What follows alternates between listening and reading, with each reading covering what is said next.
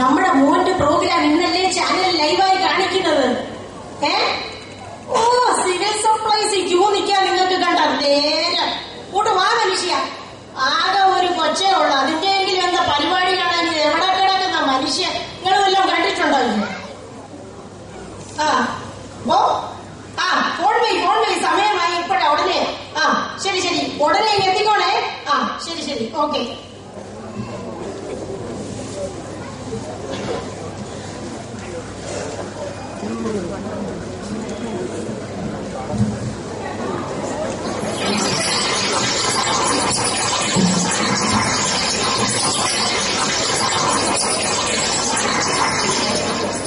Little ടിവിയുടെ മാന്യ പ്രേക്ഷകർക്ക് സ്വാഗതം. 10 വയസ്സിന് താഴെയുള്ള കുട്ടികൾക്കായി മാത്രം ആരംഭിച്ച ലിറ്റിൽ ടിവിയിൽ നിങ്ങളുടെ ഏറ്റവും പ്രിയപ്പെട്ട പരിപാടിയായ യുവർ അംബിഷൻ 2000 ലൈവിന്റെ അവസാന ഘട്ടത്തിലേക്ക് നമ്മൾ കടന്നിരിക്കുകയാണ്. ഓരോ എപ്പിസോഡിലും ചെറിയ കുട്ടികളുടെ അംബിഷൻ എന്താണെന്ന് ചോദിക്കാൻ വേണ്ടിയാണ് ഈ പരിപാടി ഞങ്ങൾ ആരംഭിച്ചത്. ഇന്ന് ഈ വേദിയിൽ തന്റെ അംബിഷൻ നമ്മളോട് പറയാൻ വേണ്ടി ഇത്തിരി നാളെ നിങ്ങൾക്ക് അറിയില്ലേ, അത് മാസ്റ്റർ പാപ്പിമോനാണ്. പ്ലീസ് പാപ്പിമോനെ ക്ഷണിക്കുകയാണ്. പ്ലീസ്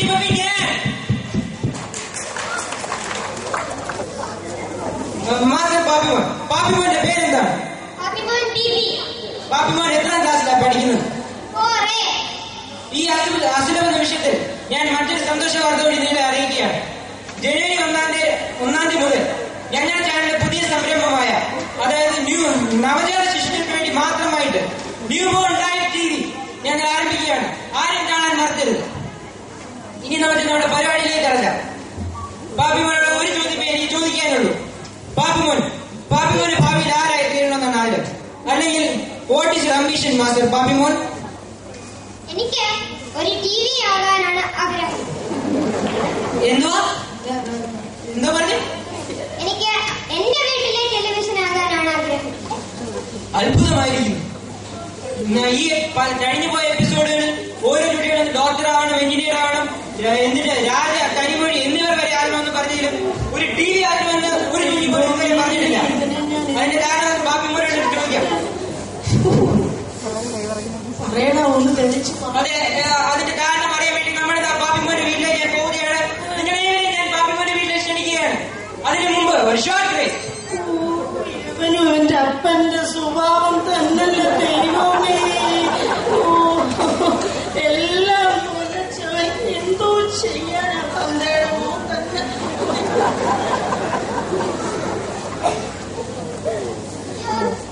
സമയം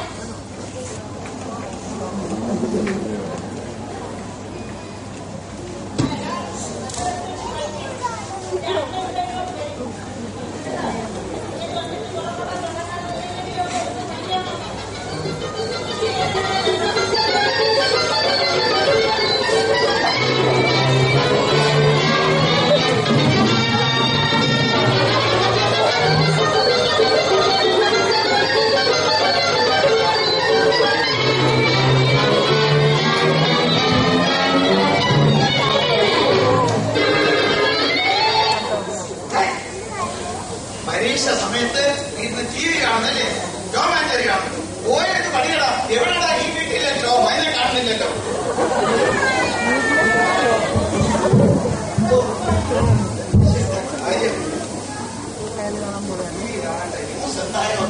പെരിയാറും സഭാതർക്കും എല്ലാം പ്രശ്നമാണല്ലോ.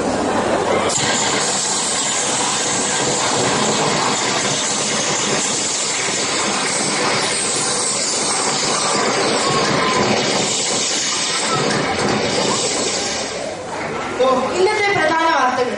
മുല്ലപ്പെരിയാറിൽ പുതിയ ഡാം പണിയണമെന്ന് ആവശ്യപ്പെട്ടുകൊണ്ട് മുഖ്യമന്ത്രി ജയലളിതയ്ക്ക് കത്തെഴുതി. തനിക്ക് ഇതിലും നല്ല കത്തുകൾ ഇതിനു മുമ്പ് കിട്ടിയിട്ടുണ്ടെന്ന് ജയലളിത പ്രതികരിച്ചു.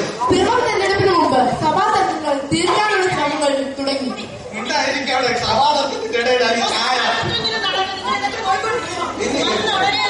എന്തിനാണ് എന്നെ കാണുമ്പോ ഓർത്തഡോക്സ് സഭയിൽ യാക്കോബ സഭയെ പോലുള്ള അടി തുടങ്ങി. ഇത് കഷ്ടകാല. വാർത്ത വന്നപ്പോഴാണ് ഇനി ചാനല് മാറ്റാം. ഓ, എന്തുവാടേ എന്തുവാടാ ഇത്?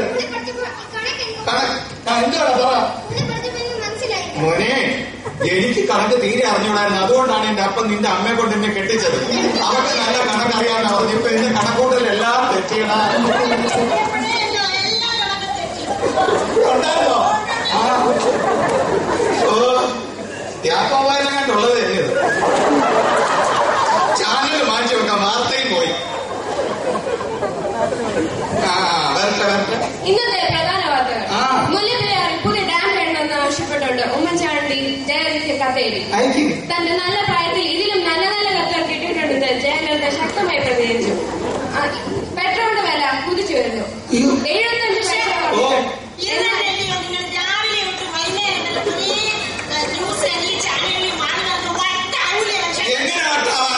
ഒരു മുല്ലപ്പെരിയാറിന് ഇടതുപക്ഷം ഒരു പാർട്ടി പോകുന്നു, വലതുപക്ഷം വേറൊരു പാർട്ടി പോകുന്നു, ഒരേ ആറിലല്ലേ പോകുന്നത് എന്ന് പറഞ്ഞാൽ ഈ വാർത്തയുടെ എല്ലാ ഐഡിയാസും കിട്ടണമെങ്കിൽ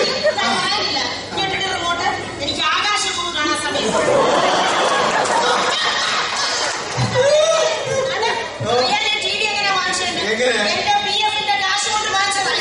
നിന്റെ PF അല്ല, കംപ്ലീറ്റ് ഞാൻ ഒതുക്കി തീർക്കുകയാണ്. എനിക്കിനി ഒരു 12 ചാനൽ കൂടെ കാണാതെ ഇതിനെപ്പറ്റി ഒരു സമഗ്രമായി പഠിക്കണം. അത് മാറാൻ എന്തോന്നാണ്, എല്ലാം മാറിയിരിക്കുകയില്ല. ഒരു മനുഷ്യന് ഓഫീസിലോ സന്ധ്യ പ്രാർത്ഥന സമയമായി ആരും മോനെ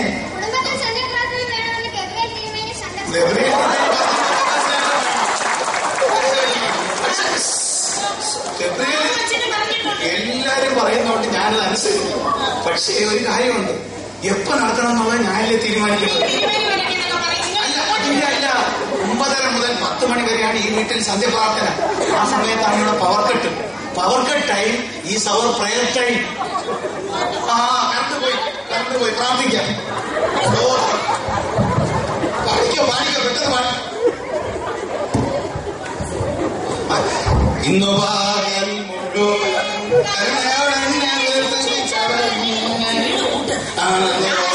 തിരുനാമത്തിനും 23-ാം സങ്കീർത്തനം. യഹോവന്റെ ഇടനാം ചേവൽ പുറങ്ങൾ എന്നെ കിടത്തുന്നു, നിന്റെ വഴിയും പോലും എന്നെ ആശ്വസിപ്പിക്കുന്നു.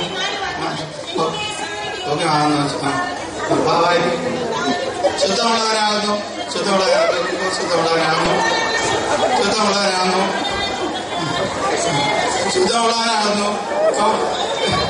ലൈറ്റ് വരുന്നില്ലല്ലോ. വന്നു.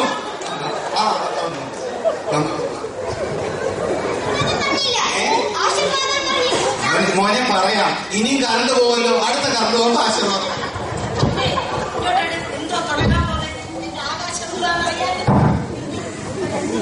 കൂടുതൽ ഇനിയും വേറെ ഉണ്ടാക്കി ഇന്ന് തന്നെ നീ ആകാശദൂതാവേണ്ടി വരും.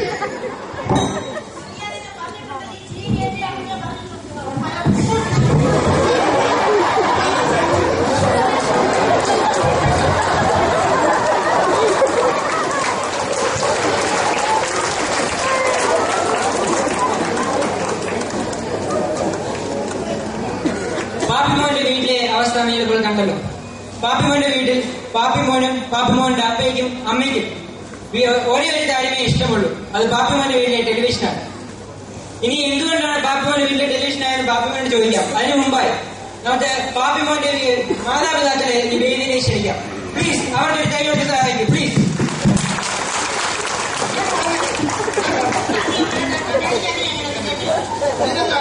ടിവിയിലെല്ലാം കണ്ടോണ്ടിരിക്കുക.